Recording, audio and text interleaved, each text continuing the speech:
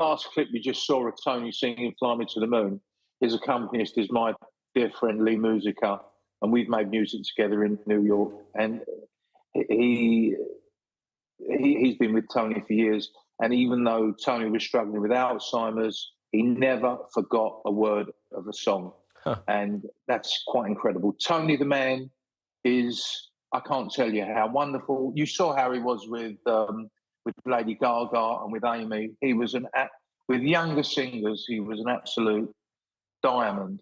And in so many ways, he helped us at our foundation, Amy's foundation, in many, many ways. Not only did, with that song Body and Soul, not only did he donate, obviously, our own money from the song, he also donated his earnings from the song as well, which gave us many hundreds of thousands of dollars that we were able to help young people in New York and in the UK with. So just an overall, just a totally wonderful guy. It's really an amazing story you told there, Mitch. And what do you put that down to as an individual? I mean, you know his background. He comes from relative poverty. His parents emigrated from Italy. He was like a restaurant singer. So it's a really humble background. But did that give him a sense of sort of giving and wanting to give back and raise up those that were coming up into the game? Well, he wanted to help everybody, you know. And just coming back to our foundation, Tony Bennett, his son, is one of our trustees in New York. So, you know, we've been with the Bennett family for the last, ever since Amy did that duet and since Amy passed away.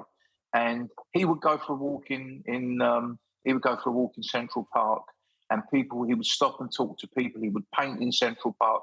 He was a man of the people, an absolute true gentleman, and he never forgot where he came from. Unlike a lot of singers today who do forget where they come from, he certainly didn't forget where he came from. An absolute diamond. Yeah, and in the sort of the write-up about him in the New York Times, it says exactly that many journalists and writers try and find a little edge, something about the man that, you know, says that he's not the person that he seems to be on the surface. But no, he seems genuinely to be a really decent person. Talk to us a little bit about his voice, because I've read different things about what people say about his voice. Described as sandy, it's not super powerful, it hasn't got loads of gravel. Like, what was it about his voice that was so, I guess, accessible? Well, you know, people like Tony Bennett and Frank Sinatra, they were very fortunate to have wonderful voices, but also they were fortunate to have the best songwriters writing the best songs for them.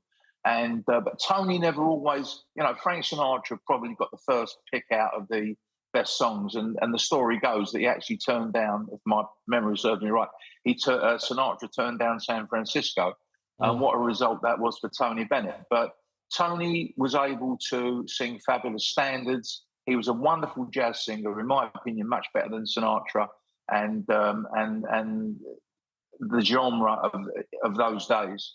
And just an overall fantastic person, and just a wonderful singer, and just wonderful to be with, and an absolute gentleman.